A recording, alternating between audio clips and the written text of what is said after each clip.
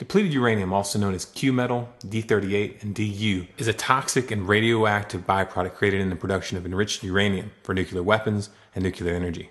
It has a radioactive half-life of 4.4 billion years. The US and NATO militaries began using bullets made of depleted uranium in 1991 in the Persian Gulf War, and they have continued using it in every major armed conflict since that time.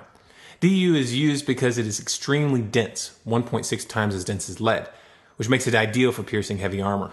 Just to give you an idea of how much this is being used, the US fired 640,000 pounds of Du ammunition in the first Gulf War alone. In the initial 2003 invasion, they used an estimated 4 million pounds.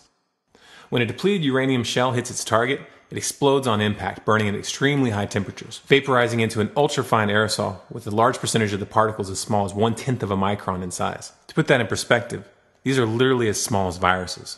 This depleted uranium dust spreads out into the atmosphere, where it finds its way into water and food supplies, and is inhaled by both soldiers and civilians living and moving throughout the area. Studies have shown that upon inhalation, these particles are small enough to pass through the nose, through the olfactory nerves, and into the brain, where it accumulates. Depleted uranium also accumulates in the bones and teeth due to the fact that the body replaces calcium with it. Governments that use Du always like to portray it as safe by referring to how solid chunks don't emit enough radiation to be harmful from a distance. But this defense fails to account for the fact that these microscopic radioactive particles, once absorbed into tissues, are in direct contact with cells throughout the body. And once it's in the body, there is no way to remove it, nor can these microscopic particles be removed from the environment at large. And remember, depleted uranium remains radioactive for over 4.4 billion years. One of the hidden tragedies of the Iraq wars has been the marked increase in birth defects, nervous system anomalies, and cancer rates. In some areas, birth defect rates have been shown to have increased by 15 times what they were before the war.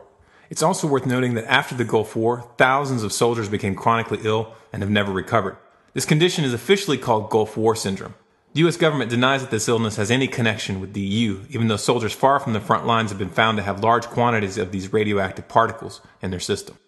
Now, given these facts, you would think that countries that claim to care about human rights would condemn the use of depleted uranium weaponry. However, there have been multiple attempts to impose a moratorium on its use over the years, but France, Britain, the US, and Israel have consistently blocked such proposals. The next time you hear one of these governments or the mainstream media of one of these countries talking about chemical or nuclear weapons that some country may have or be planning to build, keep that in mind. So what do you think?